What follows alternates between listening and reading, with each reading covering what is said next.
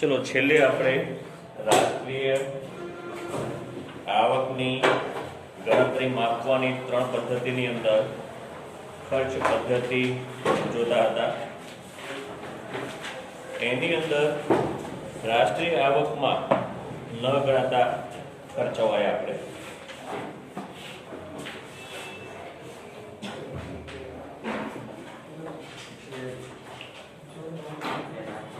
राष्ट्रीय आवक अंदर आगे जोई प्रमाणे जे रीते कई आवको नहीं गणाती एवी ज रीते एक प्रकारना खर्चा नहीं गणाता। एक सेकंड हेन्ड वस्तु खरीदवा पाछळनो खर्च अने बीजू जे सरकार द्वारा आपणी पासे वेरा उघरावવામાં આવે છે અને એ જ વેરાથી એ સહાય આપવામાં આવે છે। કયા કયા પ્રકારની સહાય? બેકારી ભથ્થું, પેન્શન, વિધવા સહાય, સબસિડીઓ જીવન જરૂરિયાતની ચીજ વસ્તુઓ ઉપરની એ પ્રકારના ખર્ચાઓમાં માત્ર નાણાંની ફેરબદલી થાય છે। नाणुं एक जग्याएथी बीजी जग्याए जाय छे, बीजो काई फरक पड़तो नथी।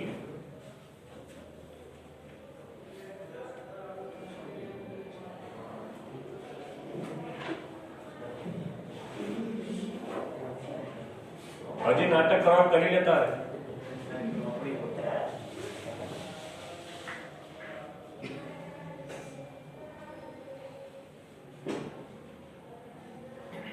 એટલે આ બધા ખર્ચની અંદર માત્ર નાણાંની ફેરબદલી થાય છે, એક જગ્યાએથી નાણું બીજી જગ્યાએ જાય છે, એટલા માટે એ ખર્ચની પદ્ધતિની અંદર આ ગણાતું હોતું નથી।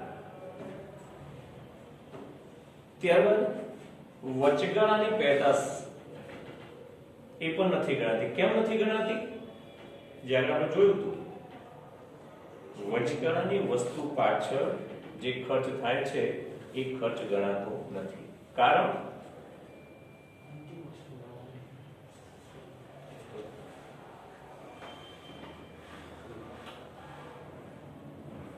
બેવડી ગણતરી ન થાય એટલા માટે।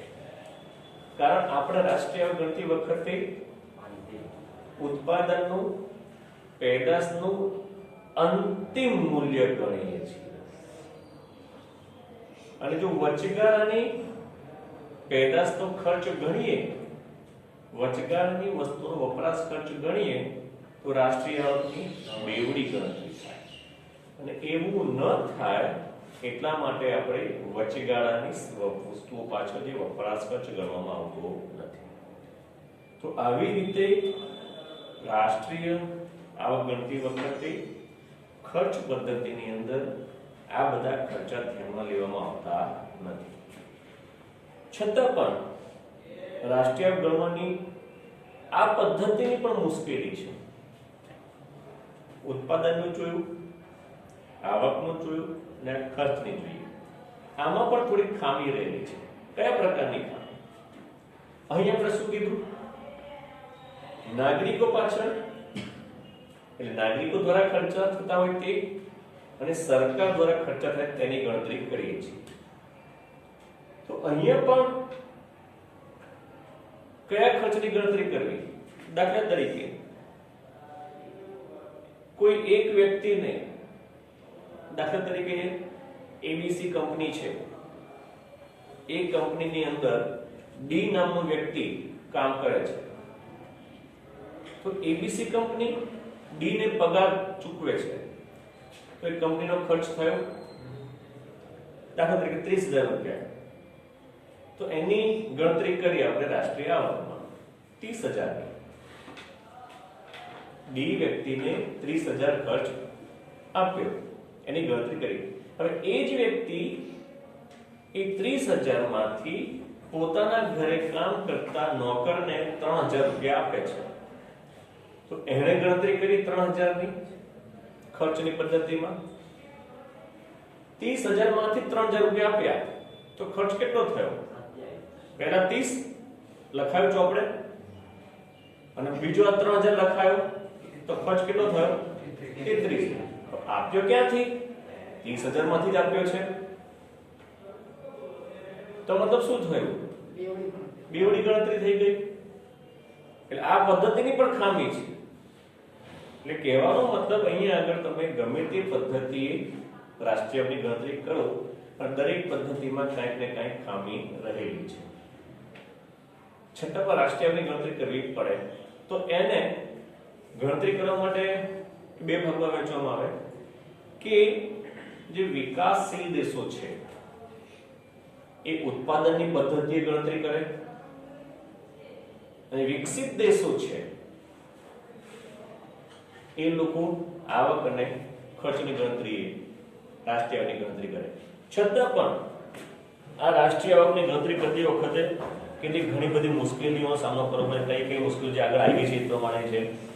બેવડી ગણતરીની સમસ્યા જે આગળ જોયું આપણે, સ્વ વપરાશની મુશ્કેલી એ જોયું આપણે, પછી બીજું ઘસારો કરવાની મુશ્કેલી એ જોયું. એક કરવેરા અને કર ચોરી આ બે વસ્તુ જે નથી જોયું. કરવેરા અને કર ચોરી, કરટાળો. કરટાળો એટલે શું? ટાળો એટલે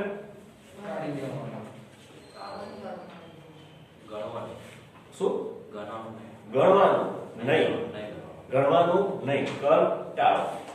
તો આપણે પ્રયત્ન કરતા હોય છે પેઢીઓ વાળા કર ટાળો એટલે કર ચૂકવવો પડે અને એને કહેવાય કર ચોરી. આ વસ્તુ કોણ કરી શકે? ધંધાદારી. બને ત્યાં સુધી ઓછો ટેક્સ ચૂકવવો પડે એ પ્રકારના પ્રયત્નો કરતા હોય છે એટલે સાચો નફો ખ્યાલ આવી શકે નહીં. જે આપણે જોયું અનામત કેવી રીતે ભૂગુપ્ત અનામત આવતું હતું એવી રીતે પેઢીઓ પણ જ કરતી હોય છે. ખર્ચ થયો હોય 100 રૂપિયા અને બતાવે 200 તો 100 રૂપિયા વધારાનો ખર્ચ થયો, બતાવે વધારાનો તો એની પર ટેક્સ ભરવો પડે નહીં. એક મોટી સમસ્યા છે આપણે ત્યાં આગળ. બીજી એક ગેરકાયદેસરની આવક. ગેરકાયદેસરની આવક એટલે ચોરી, લૂંટફાટ, પછી આપણે પેલું કીધું દાણ ચોરી, એ બધી આવકો તો જો કે એ પણ આવકો ગણાતી નથી. પછી ચોખ્ખી વિદેશી આવકની સમસ્યા. ચોખ્ખી વિદેશી આવક એટલે આપણી નિકાસોમાંથી આયાતનો જે ખર્ચ થાય એ બાદ કરી દઈએ અને પછી જે આવક આવે એને કહેવાય ચોખ્ખી વિદેશી આવક. પણ અહીંયા આગળ એમાં પણ ઘણી સમસ્યાઓ રહેલી છે. હા, ધ્યાન કે હમણાં તમે જોયું હશે એક વચ્ચે છાપા સમાચાર કે અદાણી મુન્દ્રા એરપોર્ટ પર એક ડ્રગ્સની હેરાફેરીનું મોટું કૌભાંડ રેકેટ પકડાયું હતું. મતલબ હવે એમાં થાય છે શું કે જે વસ્તુની આયાત કરવામાં આવી હોય એ ખરેખર જે વસ્તુની આયાત થઈ હોય એ વસ્તુ બતાવવામાં આવતી નથી. કારણ કસ્ટમ ડ્યુટી બચાવવા માટે થઈને. દાખલા તરીકે તૈયાર વસ્તુ હોય, તૈયાર ટીવી લાવીએ તો એની કસ્ટમ ડ્યુટી એની એમઆરપી પર ગણાય. એની એમઆરપી 15000 હોય તો એના 5% ગણીએ તો 750 રૂપિયા ડ્યુટી થાય. પણ જ્યારે અર્ધ તૈયાર વસ્તુ લેવામાં આવે ને એની પિક્ચર ટ્યુબ તો એની કસ્ટમ ડ્યુટી 2% હોય એટલે ઓછી હોય. તો બિલમાં શું લખે? Picture tube. આયુ શું હોય? ટીવી. તો આ એક બહુ મોટી સમસ્યા છે ભારતની અંદર કે સાચી આપણને વિદેશી આવક એ જાણી શકતા નથી. કારણ શું? એક નિરક્ષરતા. ભારતની કેટલી પબ્લિક નિરક્ષર છે? આજની તારીખમાં લગભગ હજી પણ 25% પબ્લિક નિરક્ષર છે. 25% એટલે કેટલા થાય? ઓફિશિયલ ગણવા જઈએ તો આજની ઓફિશિયલ વસ્તી આપણી 128 કરોડ છે. 128 કરોડના 25% એટલે 30 કરોડ જેટલું થાય. 30 કરોડ પબ્લિક નિરક્ષર છે. નિરક્ષર એટલે શું પાછું? અભણ. જે લખતા વાંચી શકતા નથી તેવી પબ્લિક છે. બીજું નાના અને ઉત્પાદન નાના પાયાનું ઉત્પાદન વેચાણ કરે તે નાના પાયા ઉત્પાદન વેચાણ કરે એટલે આપણે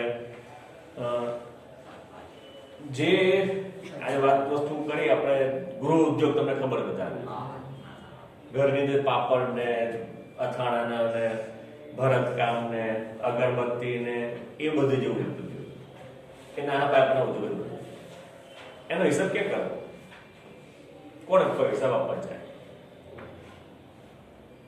કોઈ બિલ બનાવવાના ખરા ઉત્પાદકો જે ઘરે વસ્તુ હોય એ બિલ બનાવવાના ખરા પણ એ વસ્તુ વેચાય કે નહીં બનાવે એનું બિલ નથી બનતા પણ એ વેચાય છે બજારમાં માર્કેટમાં તો ત્યાં ખર્ચ થાય છે તો ઉત્પાદનની ગણતરી નથી થતી પણ ખર્ચની ગણતરી થાય છે એટલા માટે એ વસ્તુ સાટા પદ્ધતિ એટલે એક વસ્તુના બદલામાં બીજી વસ્તુ આપવી એને કહેવાય સાટા પદ્ધતિ એની પણ ગણતરી નથી થતી અને એક કરતા વધુ વ્યવસાયમાં રોકાયેલા લોકો દાખલા તરીકે ડોક્ટર બે જગ્યાએ નોકરી કરતા નોકરી ના મતલબ એક સરકારી હોસ્પિટલમાં નોકરી કરે એક પાણીમાં ત્યાં નોકરી કરે કે નાઇટ પાણીમાં ત્યાં નોકરી કરે અને એ જ ડોક્ટર ખાનગી પ્રેક્ટિસ કરે દવાખાનું ચલાવે તો બે જગ્યાએથી આવક થાય છે ને તો કઈ ગણતરી ધ્યાનમાં લેવી હોસ્પિટલની કે આની સાચી આવક એ બતાવશે ખરો કારણ કે એક સમયે સરકારી નોકરી કરનાર વ્યક્તિ એક જ જગ્યાએ નોકરી કરી શકે બીજી જગ્યાએ નોકરી કરી શકે નહીં તો ભારતમાં કેટલી જગ્યાએ થતું હોય કેટલા લોકો કરતા હોય અસંખ્ય લોકો તો એની પણ અહીંયા આગળ સાચી રાષ્ટ્રીય ગણતરી થઈ શકતી નથી તો આવી રીતે દરેક પદ્ધતિમાં કંઈક ને કંઈક ખામી રહેલી છે અને એને કારણે આપણે સાચી રાષ્ટ્રીય આવક ગણી શકાતી નથી છતાં પણ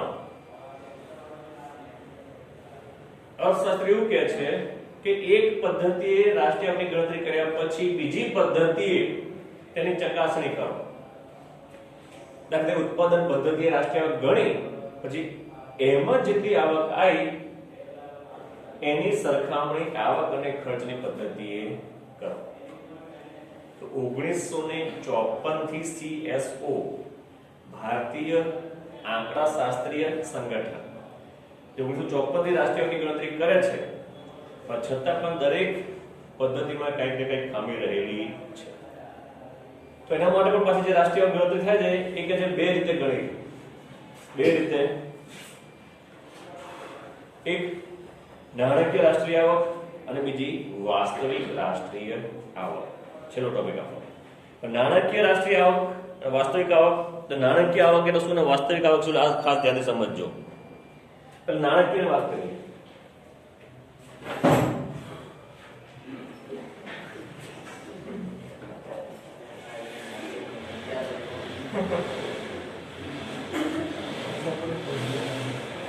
આગળ જો ઉત્પાદન પદ્ધતિની અંદર આપણે કે ઉત્પાદન પદ્ધતિએ રાષ્ટ્રીય આવક આપણે કેવી રીતે ગણીએ છીએ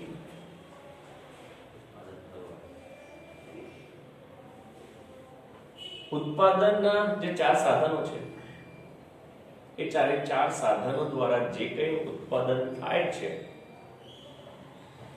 એના કુલ ઉત્પાદનને આપણે બજાર કિંમત વડે ગુણાકાર કરીએ છીએ અને મળે છે આપણને રાષ્ટ્રીય હવે અહીંયા આગળ બજાર કિંમત કઈ લેવી એ મહત્વનો પોઈન્ટ છે દાખલા તરીકે 2021 ની આપણે રાષ્ટ્રીય આવકની ગણતરી કરી છે માની લઈએ ખેતીમાંથી એક વસ્તુ ઘઉંનો ભાવ લઈ આપણે કે 1 લાખ ક્વિન્ટલ ઘઉંનું ઉત્પાદન થયું છે સમજો નાણાકીય વાસ્તવિક આવક કેવી રીતે ગણાય અને વાસ્તવિક આવક કેવી રીતે ગણાય તે નાણાકીય ગણીએ તો કે જે વર્ષનું ઉત્પાદન હોય તે જ વર્ષની બજાર કિંમત વડે તેનો ગુણાકાર કરવામાં આવે અને જે આંક આવે તેને કહેવાય છે નાણાકીય રાષ્ટ્રીય આવક. જે વર્ષનું ઉત્પાદન તે વર્ષનો ભાવ. ભાવો દર વર્ષે કેવા રહે છે? દર વર્ષે ભાવ અલગ અલગ હોય કે ના હોય? ગયા વર્ષે જે ભાવ હોય ઘઉંનો આ વર્ષે છે ખરો? દર વર્ષે બદલાય. પણ ઉત્પાદનમાં એટલો બધો ફરક નથી પડતો. ઉત્પાદનમાં એટલો બધો ફરક પડતો નથી. એટલે શું થાય? સાચી રાષ્ટ્રીય આવક મળી શકે ખરી? દાખલા તરીકે 2021 ની આપણે ખેતીની ઘઉંની રાષ્ટ્રીય આવક ગણવી તો કે 1 લાખ ક્વિન્ટલ ઘઉંનું ઉત્પાદન થયું અને એ વખતે ભાવ છે 500 રૂપિયા એક ક્વિન્ટલના. તો 1 લાખ ગુણ્યા 500 ગણીએ એટલે આવક આવે. એની જગ્યાએ જો હવે 22 ની ગણી આપણે ઉત્પાદન તેનું તે જ રહ્યું પણ ભાવ 500 ના 600 થઈ ગયા. તો શું થઈ ગયું? રાષ્ટ્રીય આવક વધી જવાની સીધી 20% વધી ગઈ. પણ લોકોની આવક વધી કે ખરી 20%? શું વધ્યું? માત્ર મોંઘવારી વધી. લોકોનું જીવન ધોરણ સુધર્યું નથી. મોંઘવારી વધવાને કારણે રાષ્ટ્રીય આવક વધારે દેખાય છે. એ યોગ્ય ગણાતી નથી. તો એના માટે શું કહે છે અર્થશાસ્ત્રમાં? વાસ્તવિક રાષ્ટ્રીય આવક ગણો. તો વાસ્તવિક રાષ્ટ્રીય આવક એટલે શું? કોઈ એક વર્ષની કિંમતને પાયાની કિંમત ગણીને, દાખલા તરીકે આપણે ત્યાં ગણાય છે 1990 ના વર્ષને પાયાનું વર્ષ ગણાય છે અને એક દાયકા સુધી 10 વર્ષ સુધી એ બજાર મૂલ્ય ધ્યાનમાં રાખીને રાષ્ટ્રીય આવકની ગણતરી થાય છે. એટલે કોઈ એક વર્ષને પાયાનું વર્ષ ગણી તેના બજાર કિંમતને ધ્યાનમાં રાખીને દર વર્ષના ઉત્પાદનને તેની જોડે ગુણાકાર કરવામાં આવે અને જે રાષ્ટ્રીય આવક મળે તેને કહેવાય છે વાસ્તવિક રાષ્ટ્રીય આવક. પેલામાં બજાર ભાવે, ચાલુ ભાવે, એટલે ચાલુ ભાવે જે રાષ્ટ્રીય આવકની ગણતરી થાય છે તેને કહેવાય છે નાણાકીય રાષ્ટ્રીય આવક. ચાલુ ભાવ બજાર ભાવ યાદ રાખજો. વાસ્તવિકમાં કોઈ એક વર્ષને પાયાનું વર્ષ ગણીને જે રાષ્ટ્રીય આવકની ગણતરી કરવામાં આવે તેને કહેવાય વાસ્તવિક રાષ્ટ્રીય આવક. દાખલા તરીકે 1990 નો જે ઘઉંની કિંમત હોય તે 1990 થી ચાલુ કરીને 2000 સુધી 10 વર્ષ સુધી એ જ ભાવે રાષ્ટ્રીય આવકની ગણતરી કરવામાં આવે દર વર્ષે, તો આપણને સાચી રાષ્ટ્રીય આવકની ગણતરી ખબર પડે છે. ઉત્પાદન વધશે તો રાષ્ટ્રીય આવક વધવાની. દાખલા તરીકે 1990 ભાવ છે 100 રૂપિયા, ઉત્પાદન થયું 1 લાખ, તો 1 લાખ ગુણ્યા 100 કરીશું રાષ્ટ્રીય આવક મળશે 1 કરોડ. 1991 ભાવ 100, ઉત્પાદન થયું 1,10,000, તો 1 કરોડ ને 10 લાખ થઈ, તો 10 લાખ રાષ્ટ્રીય આવક વધી. કેમ વધી? ઉત્પાદન વધ્યું એટલે. 1992 ઉત્પાદન વધશે પણ એનાથી લોકોના જીવન ધોરણ સુધારવાની કિંમત. ના, ઉત્પાદન વધે એટલે આવક વધે. કેવી રીતે સમજાવો? સમજાવો. ઉત્પાદન વધે એટલે આવક વધે. દાખલા તરીકે ફેક્ટરીની અંદર ઉત્પાદન થાય છે તો એની અંદર ઉત્પાદન વધે એટલું વેચાણ વધે. ઉત્પાદન વધે એટલું વેચાણ વધે અને વેચાણ વધે તો બાકીના પગાર, બોનસ, ઇન્સેન્ટિવ વધે. ખ્યાલ?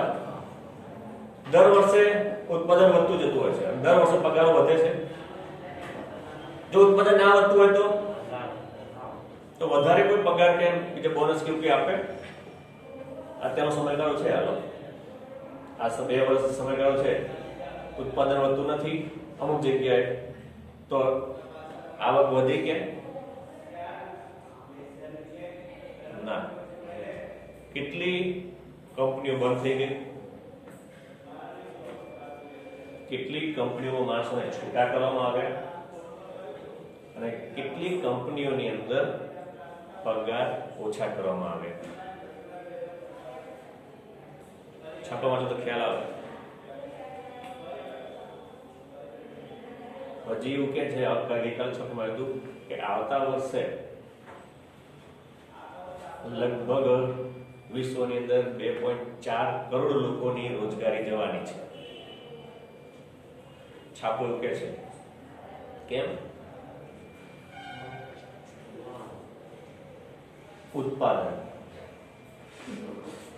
ઉત્પાદન દિવસે ને દિવસે ઘટી રહ્યું છે. અમુક જ વસ્તુનું ઉત્પાદન વધે છે, અમુકનું ઘટે છે. કારણ આ જ વસ્તુ છે, આ મહામારી. દાખલા તરીકે કેવી રીતે તમે કહીએ, કાચા માલનું ઉત્પાદન વધે તો તૈયાર માલનું ઉત્પાદન વધે, પણ કાચા માલનું ઉત્પાદન ઘટે તો તૈયાર માલનું ઉત્પાદન ઘટે. સિમ્પલ વસ્તુ છે, બરોબર? તો અહીંયા આગળ આપણું ચેપ્ટર અહીંયા